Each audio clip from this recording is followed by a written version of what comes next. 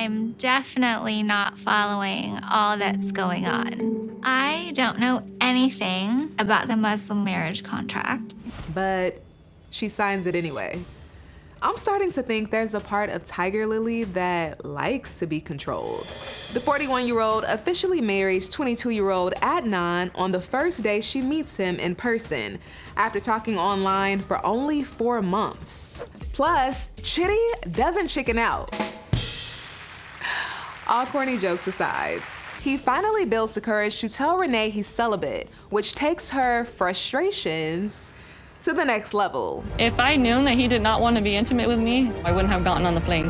Whew, this is 90 Day Replay travel size, where I pack in all you need to know while keeping it light. Hey 90 Day fans fam, it's Melicia. We are pretty busy over here at the ET office with the VMAs, the Emmys. I just spent a whole day talking to some of our favorite 90 Day cast members and some new Before the 90 Days cast members. Hence the late and bite-sized recap. Speaking of those new Before the 90 Day cast members that we haven't met yet, hi, Melicia. I spoke with Vanya, who teased this about her storyline with her partner, Bojo. I'm just gonna say, you know, you think you've seen the drama so far on the show. I think they've saved the best for last. So you might not be able to pick up your jaw off the ground. That's all I'm gonna say, yes. We have brought the drama, I'm telling you. Well, I'm looking forward to seeing that play out. All right, before we talk about Tigerlily, who is struggling to find her roar, I'm sure you've seen the clip of Rayne going berserk on Chidi's sister and the butcher at the market after Chidi's sister tried to buy a chicken. I don't want no part of it. Oh, no. Man. Why not is okay? If you kill that, I'm gonna become really pretty freaking violent, so. I saw a quote somewhere, or maybe one of you said it, and it said, I wish people would care about other people as much as they do animals. Right? Wouldn't the world be such a better place? I bring that up because I find it ironic that Rayne is threatening to get violent with another human being for killing a chicken, and then admits she eats chicken. If Victoria knows, my chickens are like family members to me. What kind of person would just kill somebody's family right in front of them? Well, based on that statement, you eat your family, Rayne. I will not have that on my head. Okay, but do you eat chicken? Oh, yeah. She said, oh yeah. Oh, yeah. Not yeah, or on occasions. Oh, yeah. I understand not wanting to see the chicken die, but what did she solve with such an emotional reaction? I am confused about this whole thing because Rayne is chicken a lot. You're okay. That's probably the most love that chicken has received in its entire life. And she's talking about she doesn't want a rash or Ass worms. I don't know about you, but I would not be caressing a wild chicken that roams the streets. Ooh, or kissing it. This is the vow I made to God. I believe that this is something I must keep.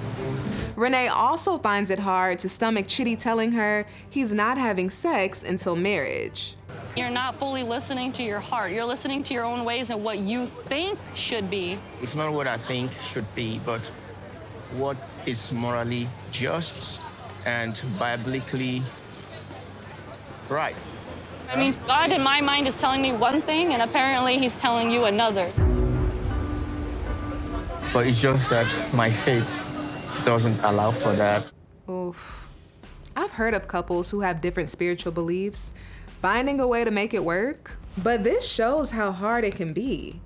In the past, I dated someone who had different world and spiritual views than me, and I found myself feeling the need to prove myself often, or I would preface my thoughts with a disclaimer before I shared them. Basically, I felt judged a lot, and I felt like I couldn't fully be myself. After that, I said no. We don't need to think exactly alike, but for the most part, we need to be aligned.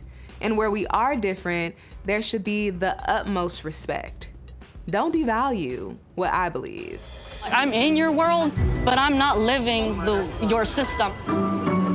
How do you feel about being in a relationship with someone who holds different spiritual beliefs? I'd love to hear your thoughts, so share them in the comments below. To me, it was a much deeper relationship and connection. And the fact that you're letting religion step in the way of what you knew was between us, like, that's messed up.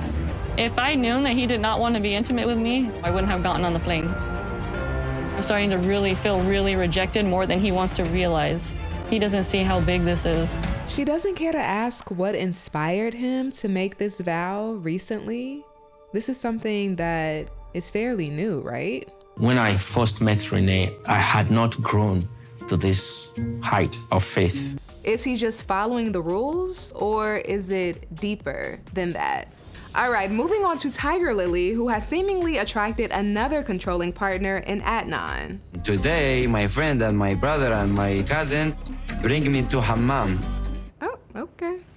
In the last episode, we met Adnan for the first time. He's from Jordan, he's Muslim, and he told Tigerlily that due to his religion, they need to get married while she's visiting him so they can be in the same room unaccompanied and can hug and kiss. Also, just hours before they say I do, she learns Adnan wants to have 5 kids. Wait, so 5?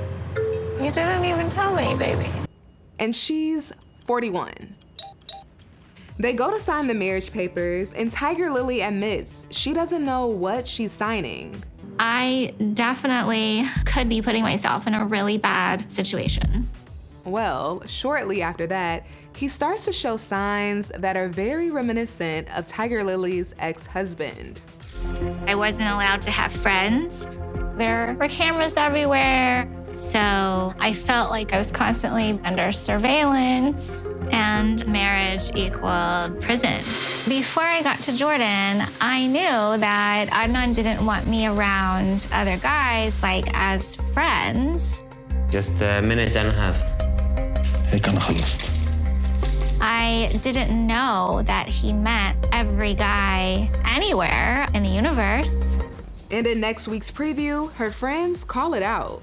I can't leave Tigerlily with another man. You will watch. I'll watch. Okay. This kind of sounds like controlling behavior. But I like it because I'm literally like his most prized possession. To hear her say that she likes to be controlled is wild to me, because that's why her last marriage ended. It's so interesting how she sees it as if she's his most prized possession. Because the way I see it, for one, you're not an object. And 2, it comes off as if he doesn't value you enough. He didn't even care to know how you felt about having more kids. I'm just curious about why Tigerlily keeps attracting controlling partners. She literally found a man whose actual culture revolves around certain gender roles. Is it because deep down she might not trust herself? I also wonder if she saw this dynamic growing up.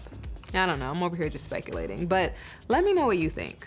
All right, 90 Day Fans fam, I love you guys. Make sure you stick with ET because we are covering it all. I will see you next time.